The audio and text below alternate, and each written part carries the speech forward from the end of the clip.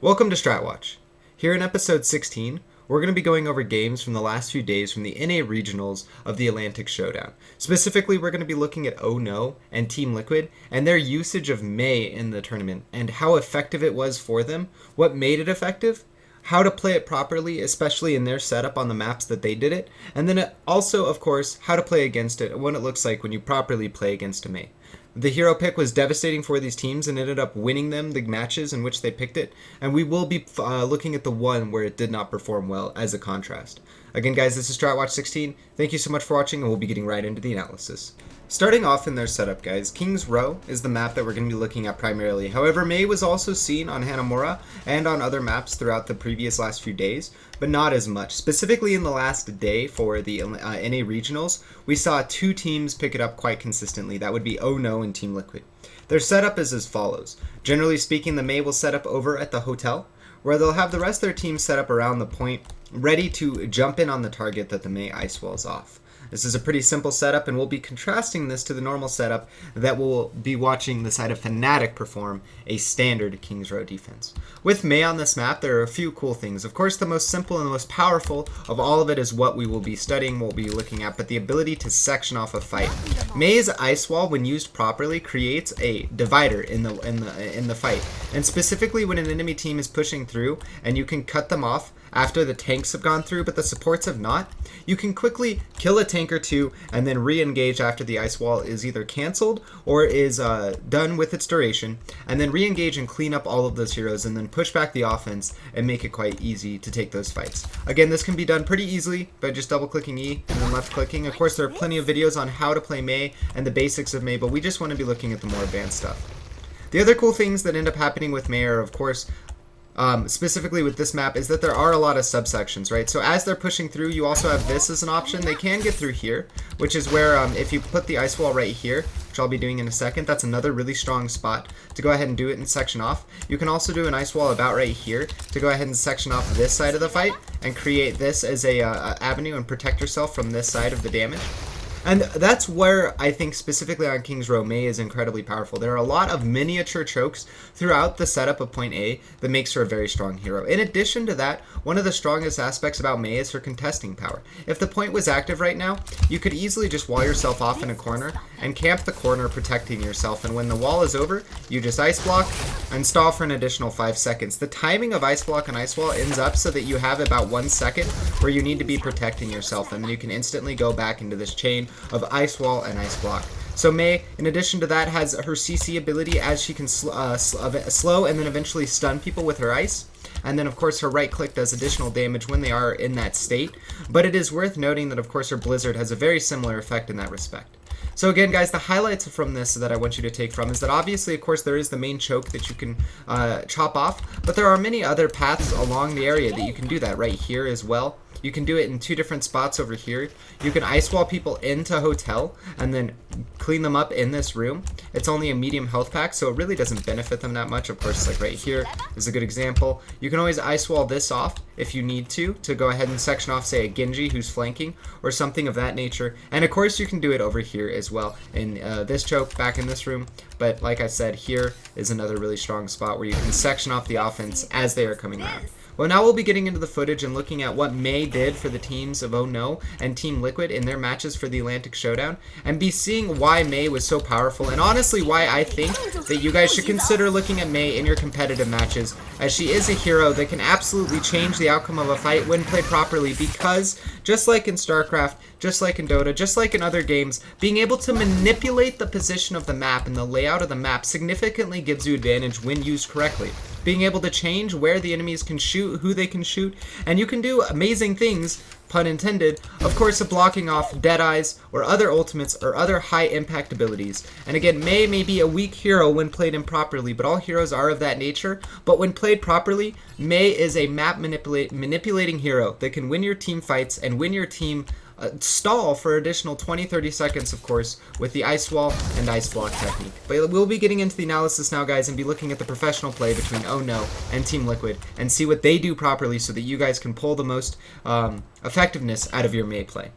before we get into looking at Mei and what she does for defenses, we need to get a barometer for the standard defensive setup. Fnatic is going to be that for us in this episode, and we're going to be seeing that they're going to be running a very standard setup right now.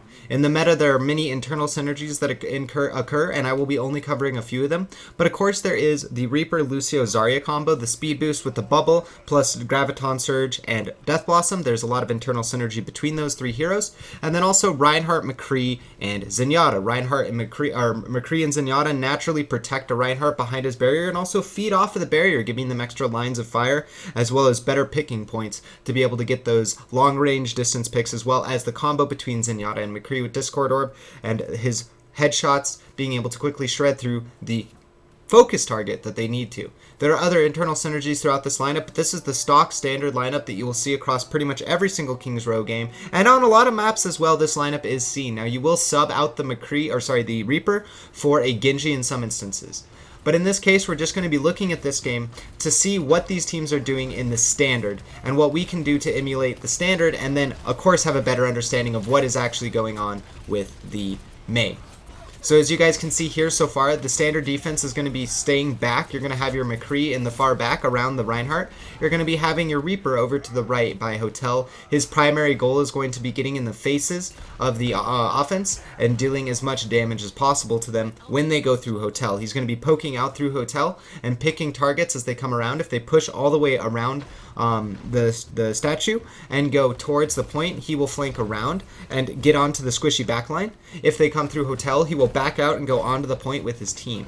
The rest of the team is then going to be set up by the telephone booth and be flexing around that as cover. As you can see, they're all going to be behind the Reinhardt shield as the offense goes through Hotel. They're going to be pushing in. This puts the offense in a weird position and the defense as well. When you go through Hotel like this, the offense gets behind the defense and forces them off of the point and makes it so that the defense has to engage on the point with the offense in such a way that if they don't, then the point will be taken over time. It forces the onus on the defense to re-engage, and it can be very effective, but if not performed effectively, puts the offense in a position in which they are cut off from reinforcements and cut off from the rest of the fight, and can be hard for them to get a better engagement because they are constantly having to disengage farther away from their spawn and towards the enemy spawn. So it is a high risk, high reward style of play, and they are going to be going for it again, the side of OhNo, and it does end up working here.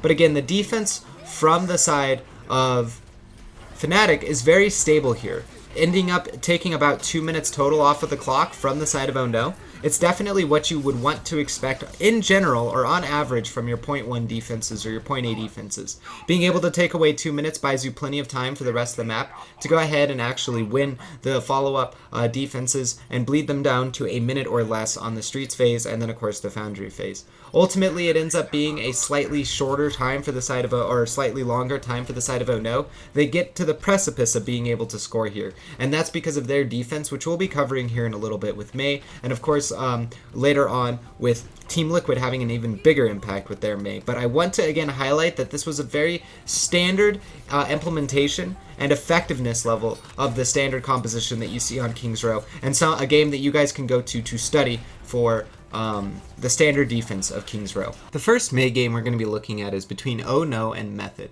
OhNo ended up winning the series 3-0, and in an amazing performance that pretty much no one expected. Of course, if you guys are newer to the community or have just started following, or you guys have had to take a break from following the competitive scene, Method did just recently, as of this video, pick up one shot. So Method being a very strong team in general as far as results go in the tier 2 scene of North America, OhNo made a very big splash on the scene during this event. Now, Chase Hill is going to be the first point of discussion here in this video, because when we get to Liquid, there will be a change in the way that you go about implementing Mei into your lineup. But the side of OhNo ends up dropping one of their DPS players. Chase Hill, normally the Genji player, is going to be the one that is ending up playing Mei for them. He does it in both of the games that they end up playing Mei, so it seems to be their preference. So they drop a DPS, and they set up very similar to what we see from the Reaper defense. Of course, we went over it at the very beginning where you have your Mei to the right, and you have the rest of the team set up on the point. But Mei's primary job, of course, is going to be space creation as well as map manipulation. When the offense pushes in and they get divided here by a wall, it puts the defense in a good position. At the very beginning of the fight, you can already see that the defense of OhNo was able to take that wall, get Chronic down, and then they go ahead and re-engage off the back of that, taking out Ultimate Wep as well as Psycho Waffle. And that puts the offense in a position where the first push is already gone before they can do anything about it. Now, this first cutoff is always going to be a gimmick and is always going to be something that you cannot rely on consistently for the rest of the match. But that burst pickoff will buy you a free fight when you are playing Mei. And something that is worth considering in and of itself is logic. You can play Mei for one instance, get the wall off, get the win, and then switch away from Mei. Now, this is an instance where it doesn't end up working as well as the other footage that we will be going through, but that does not mean that it doesn't still have an effect that ended up making a difference for them. The first fight that they ended up winning there bought them 30 seconds and put them in a position where they were able to effectively hold the rest of the offense, and that the second fight, well, unfortunately, Ultima Wep was able to get on Chasehill very quickly and shred him and absolutely takes care of him. But again, what we want to extract from this is that the effect, the surprise factor of running something different is always going to be there. And now Mei was run consistently throughout the rest of the event, or consistently in King's Row from the teams that play her, I guess is the better way to say it, is Team Liquid brought out Mei a few times throughout the event. Of course, OhNo, not only the day that I'm bringing the footage from, but the day before they played Mei. And it is a pocket strategy that can be used on King's Row, Hanamura, and even on Volskaya Industries on the second point. But again, what I want to highlight, guys, is that that gimmick, that first cutoff, will buy you a one fight, and then from there, it can get more effective. And that's what we'll be seeing in the Liquid Energy game. In the previous footage, it was definitely an instance where Mei had a small effect winning the first fight, and in general, I would say not had much of an effect after that. And in this game, we'll be looking at what happens when you effectively deal with Mei. Now, the way that I wanted this to be looked at is, of course, that Mei herself is a new idea in the sense of the competitive scene and where she's been running. She's been seen before, even before the McCree buff. Even in the closed beta, Mei has seen playtime. It's not that she is a completely new hero, but the general meta right now is very set in stone, and that the heroes that don't see playtime tend to see ridiculously low amounts of playtime. Yet here, the Mei that we saw in Atlantic Showdown was able to take games and win situations that otherwise would have been much harder to win, and also, again, the surprise factor is something that is worthwhile. But for this episode, guys, we don't want to just focus on the surprise factor for tournament players. We also want to focus on what's being done right from these players. And of course, that will primarily be coming from the Liquid versus Energy game that we'll be reviewing here in a second. But I wanted to get an example of what it looks like when it doesn't go so well, or when teams deal with it properly. I think specifically Fnatic here against OhNo deals with it better than any other team has so far. Cool Matt ends up running through and peeking his shoulder, and he sees the Mei, ends up throwing out his orbs, and when they get sectioned off here, they end up pushing far to the right and going up the stairs. Now, Cool Matt gets sectioned off, but he does the right thing, in my opinion, by standing here and fighting far away from the wall. It draws the attention of the defense, giving the offense more room to get through and set up their next attack. Consequently, the rest of the offense from Fnatic ends up grouping up with the members that got cut off, and they end up shredding the remaining defense from the side of OhNo. The ice block does stall it for a second longer, but in the end, it's really just a stall for a second longer. And again, you can see the usefulness of the ice wall right there. Although Cool Matt was able to just quickly run around it and not really deal with it, there can be instances and situations where using the ice wall can set Mei in a position where she's able to stall more time.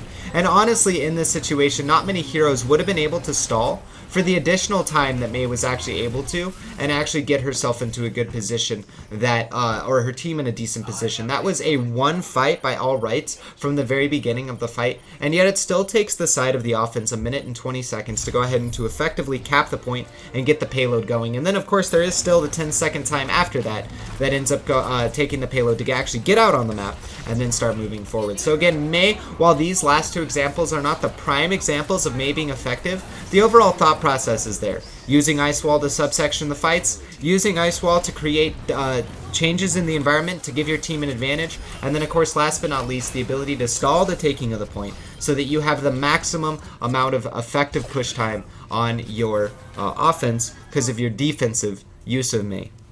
Now we're going to be looking at, in what my opinion was, the most effective use of Mei of the entire tournament day of the North American regionals for the Atlantic Showdown. Now again, this is going to be Liquid versus Energy, and this was a match where in a lot of ways I had me as well as a lot of people had a feeling that this would be a very close match, but Honestly, I feel like this game was kind of the deciding point of this series. Spoiler is that, of course, here in this situation, if you guys have not watched this game, I'll ramble here for a second, go back and watch it. But there is going to be a full hold coming out from Liquid on this point, using the Mei and using it very effectively. ID might be one of the best Mei players in all of the world right now, along with Tailspin as another candidate for that. And we're going to be really focusing on what he does right. Again, the same principles apply, subsectioning the fight, creating environmental advantages for your team using Ice Wall, and then last but not least, the ability to stall. But again, we're going to be following it out with the best that we can, what Liquid is doing, and how they're using the Mei effectively. Again, we start off with the gimmick at the beginning, where you create the Ice Wall to subsection the fight. This allows Waz to get onto the Reinhardt and clean him up, and although AZK does go down, Waz gets himself 2 kills in that response, and the Ice Wall goes back up, creating a gap so that the offense cannot continue to push in. This buys the defense time to get AZK back out there and to get in position. And this again is the power of Mei. You're in a situation where you have a hero that is able to create a wall and create an environmental difference in the map. That environmental difference can give you better angles of fire, can protect you from incoming threats, and can also set your team up in a position where they can box in the enemy team. Mei is always going to be controlling the hotel side, and her primary job is going to be controlling the point and preventing people from being able to effectively use the hotel. Because if you get into a close-on fight with Mei, and you don't have any escape mechanism, i.e. you don't have a clear line to dash out as Genji, you don't have a double blink as Tracer to clear distance, or you don't have Wraith Walk as Reaper, you're going to end up dying to that Mei, because she is going to be able to survive your damage with her natural 250 HP pool. She is tankier and more resilient than other offensive heroes, which is the nature of defensive heroes. They're more tanky, can survive longer clashes, and then of course she has the self-healing from the Ice Block, which we talked about earlier in the vein of being able to hold the point. But here we go again. We see that the offense goes in aggressively, but 2 of the members cannot follow it up at the same rate as the members who went through at the beginning, because ID times his Ice Wall pretty much perfectly. They then re-engage as a team as the defense in Hotel, making it so Energy has to fight in enclosed quarters against a Reaper, a Mei, a swinging away Reinhardt, who is just recently Earthshattered, and they still have yet to use any of their other ultimates. And Mei herself is able to control this entire spot by herself, because again, if you want to push into a Mei, you're going to be risking your death, and even if you get onto the Mei, you have to stun her to prevent the Ice Block. And here we go again. Even though 4 or 5 members get through, 1 or 2 ends up not making it through, and that allows Gods to go down because Dehang is able to isolate him. The Blizzard goes into the hotel, and then they just collapse on the rest of the fight, and Seagull's Death Blossom, it was an attempt, but it wasn't enough in a situation where they were fighting into a disadvantage. And this is what Mei's been doing this entire game so far. She's been subsectioning the fight. Energy hasn't respected it, and that is something worth noting. Some of the games that I studied from this, Pharah was used from other teams to go ahead and deal with point A on King's Row. And I do personally think that Pharah uniquely deals with this situation along with Genji, because they can just ignore the whole principle of the Ice Wall to begin with. But Energy does nothing to deal with it, and when you don't switch to deal with a Mei, and you are getting stalled up like this, it makes it almost impossible for you to actually push in effectively. You're constantly fighting with less numbers, and even if you are fighting with decent numbers, you're not going to be fighting in the same environment that the map naturally has. And then we're going to be seeing a fight here that goes very, very poorly for Energy. Now this not at all because of some subsectioning, but because of some map manipulation. ID, right there at the statue, ends up using a very strong Ice Wall to prevent the disengagement from Energy.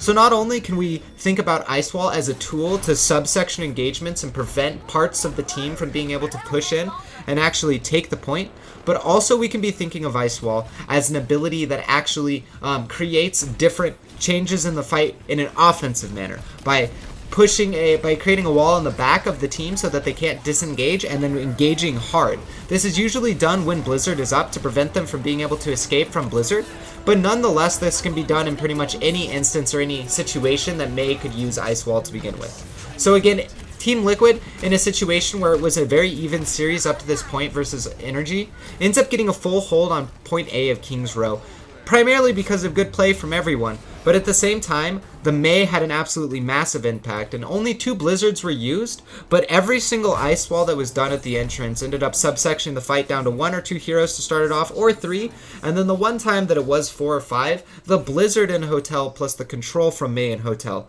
was just overwhelming for energy. And again, guys, if you go back to the previous 2 examples, you can see what happens when it looks a little bit weaker from the Mei, and what you should be looking for to avoid, i.e. very quick aggressive pushes that can break through the wall and avoid the situation, playing like the side of Fnatic, where you properly push out after you've been subsectioned to create space for the rest of the team to come through after the ice wall and create 2 different areas to fight in and collapse on the Mei. That's what coolMatt did, and I thought that was an effective way to do it as the rest of his team ran up the back stairs around behind him. And there are other ways to go about it. But again, guys, I want to highlight that Mei, when used properly, specifically what we saw was King's Row from Atlantic Showdown, as well as Hanamura, and 1 game of Temple of Anubis. But there are other games out there where you can see Mei, and she can work on other maps, such as Volskaya Industries on the second point, as well as I believe that she could work on Hollywood with enough experimentation and practice. But guys, that's going to do it for this episode of Stratwatch, and we're going to go ahead and wrap it up here. Thank you for watching Stratwatch. Here in episode 16, we looked at Mei and what she can do for you on King's Row defense, and why Mei is a hero that should definitely be being considered on defense on certain maps and in certain situations, but explicitly on King's Row point A, and definitely something that can be looked at in Hanamura as it was seen in the Atlantic Showdown. I hope this episode helps enlighten why Mei is so powerful in her ability to subsection fights, and her ability to create environmental differences, and of course in her ability to stall and buy time for your team to take the to get a overtime, or in a 2CP situation remove the time bank. If you guys enjoyed this video, please like down below, as that will help out, as well as start a discussion by leaving a comment with your thoughts, suggestions, and ideas. If you guys enjoyed the content overall, you can click RaptorZ OW and follow the channel and get updates and emails when I release new content, as well as upload my casts. If you guys are looking to watch more content, you can click through to my previous episode or previous casts, and like I said, subscribing on my channel, you guys can find previous casts, the entire Stratwatch playlist, as well as my Patchwatch series, which is available there. But again, guys, thank you so much for watching. You just watched Stratwatch. This was episode 16. We looked at Mei in the Atlantic Showdown and why she is absolutely terrifying, and why you should be considering playing the amazing Mei. Thank you so much for watching, and I hope you have a great day.